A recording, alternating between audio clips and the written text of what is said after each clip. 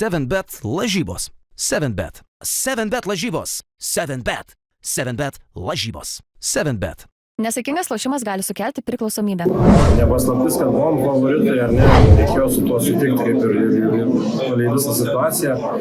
Ir dėl to, kad varžovai neturėjo kelių žaidėjų traumuoti, bet, darbą reikėjo padaryti. Tai dabar toks jausmas, nežinau, atrodo padarėm darbą, bet kažkiek tas džiaugsmas toks, netikras, gal biškiai kažkiek norėtųsi daugiau to džiaugsmo, bet yra kaip yra, svarbiausiai padarėm darbą ir viskas, o kas toliau trečiadienį rungtynės, reikia kažkaip persigrupuoti ir laukia dar svarbiausi mūšiai ateityje. Tai po pirmo kėlinio ten jau kaip prasidėjo 20 virš taškų, tai atsipūtė žaidė dar buvo dar toks. Jo, jeigu atvirai, tai šiaip pirmą pusę labai gerai žaidėm komandiškai ir kažkaip jau nusprendėm antroji pusėje, kad reikia kažką gražiau, galbūt žiūrovom ten pažaisti dar kažką, tai kažkiek natūraliai galbūt tas bėgis persijungia į žemesnį ir neišėjom taip, kai tarėmės per ilgą pertrauką, kad norim laikyti tą patį, bet turbūt normalu žmogiškai, kad tik norisi kažko gražesnio ir panašiai, bet aplamai visas savaitgalis tikrai visa komanda puikiai funkcionavo. Yra ką fanams pasakyti? Mūsų su fanais ryšys, nežinau, mano ypač tai labai artimas, labai šiltas, tai aš labai džiaugiuosi jiems, tai čia aišku yra pats smagiausias titulas turbūt KMT atžvilgiu, nes senai jau žaidėm su Vilniečiais, tai jam iš paskutinių ten tų kelių metų šitas turbūt pats smagiausias, nes žaidėm būtent prieš tos svarbiausius varžovus. Kaip ir minėjai, gerai, trečiadienį jau rungtynės laukia.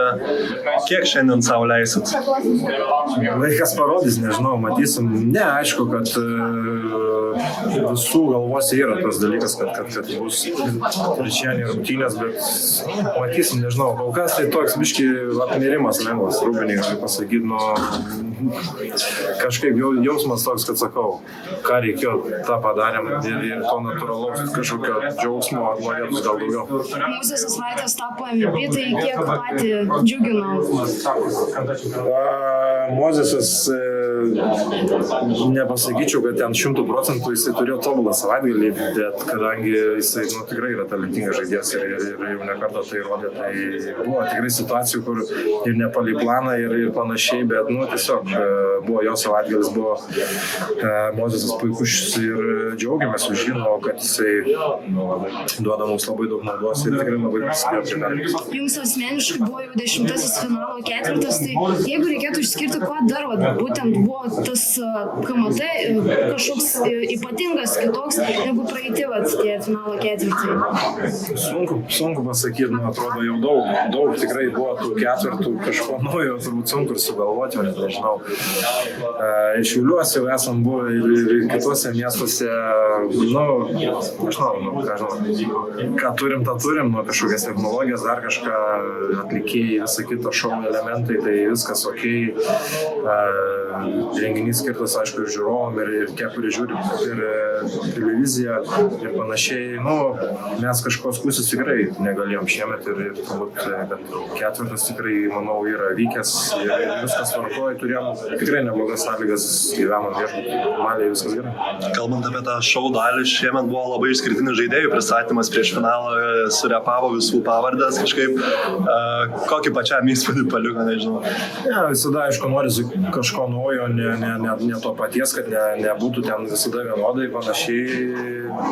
Pabandymas buvo toks, aišku, tu, gali klausti žaidėjų, norisi viską greitai, kad tas pristatymas sklandžiai praeitų ir galėtum žaisti, nes jeigu reikia ilgai stovėti, aišku, nepatogu galbūt ir panašiai, bet, sakau, kartais reikia suprasti, kad žmonės dirba darbą ir nori kažką nešti naujo, šviežio žiūrovams ir, turbūt, kad kažkas buvo kitokio ir įdomesnio. Dar trumpai prie Mozeso grįžtant, neatrodė, kad jis pirmoje rungtynių pusėje prie Šiaulių arenos lankus kažką asmeniško turėjo? Nežinau, sunku pasakyti. Mes žinom, koks jisai gali būti savo tom geresnėm dienom ir savo tą geresnę versiją, tai jisai sakau, kalnus gali versti, nekalbu apie LKL ar KMT, kalbu jau šiek tiek apie aukštesnį lygį. Tai manau, kad jisai turbūt ir pats pasakytų, kad labai daug daug prisidėjo tikrai ir komandos draugai prie šito gero pasirodymo. Šitos rungtynės parodė kažką, tai ką kalbėkime apie ateitį LKL, apie vienos ir kitos komandų pajėgumus. Oi, ne, tikrai ne.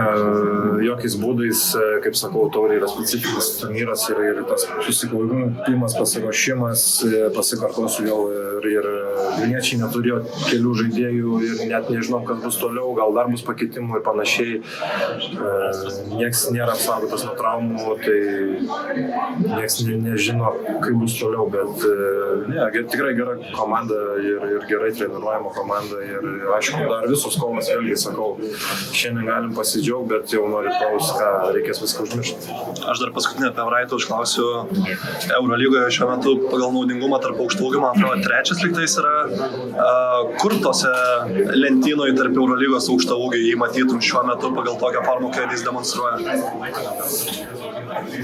Negali sakyti, ar ne, kad top lentyną, nes reikia pažiūrėti ir komandos lentelį poziciją ir panašiai, bet kad jis ten šalia yra, tai faktas, bet aišku, yra daug tikrai dalykų, kuris dar galėtų patobulėti ir tikrai stengiamės visą komandą, kad jisai dar dėtų žingsnį į priekį, bet kad sakykim, potencialo būti tenais aukščiausių lentyno tikrai yra.